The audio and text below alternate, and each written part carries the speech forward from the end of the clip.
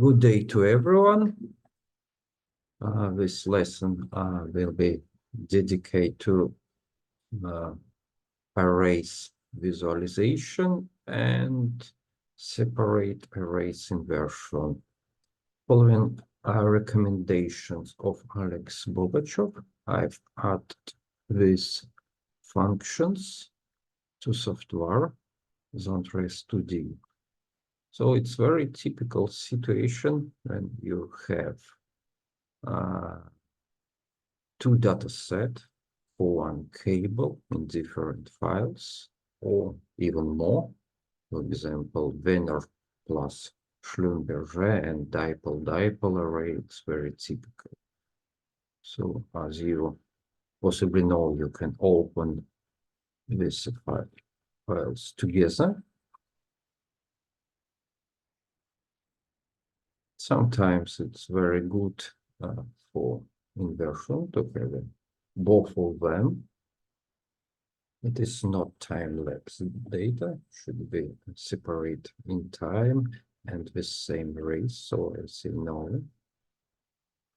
And there is no shift between cables, so it's the same cable.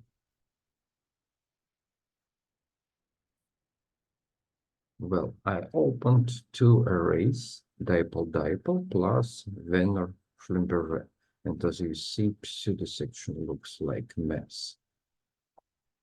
So now you can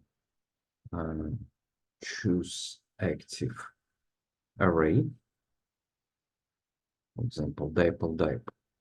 This dipole-dipole was array which gave this mess. It's quite noisy. Now let's see how Venner Schlumberger looks like. Here is symmetrical. It's much better. So what we can do now, we can process it separate all together, for example, and you can compare results. For example, it's can be several separate files. So here is just one file. Here, pull, dipole, reverse, and forward. So we can choose one forward array, for example, and do inversion. Just a couple iterations.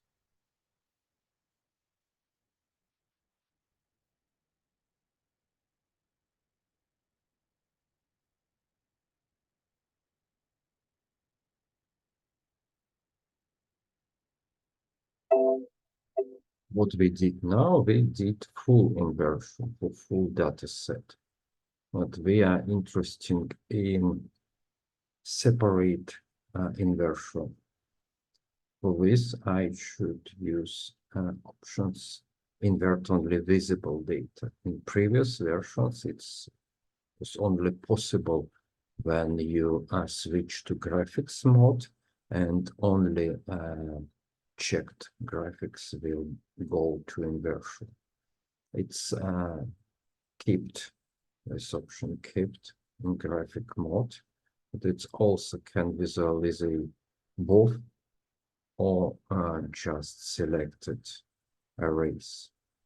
For example, now I choose to graphics mode and I see only one line for every level. But if I'll choose all, I will see both revert and forward.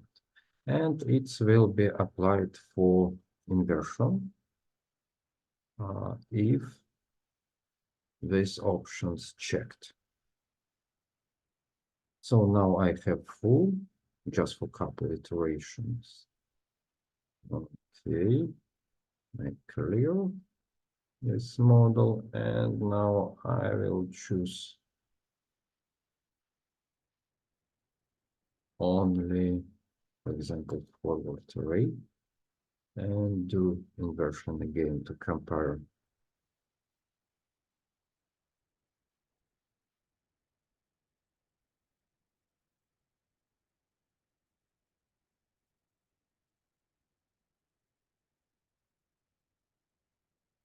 Okay, now we can put this in the buffer and compare how it looks like. So yes, we have some extra information if we use two arrays together in inversion, and much poorer result if we have just one.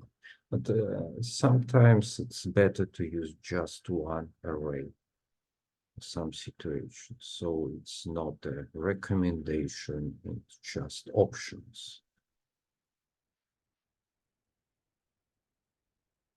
And of course, if you check of some graphics, they will not use in inversion. For example, some noisy levels,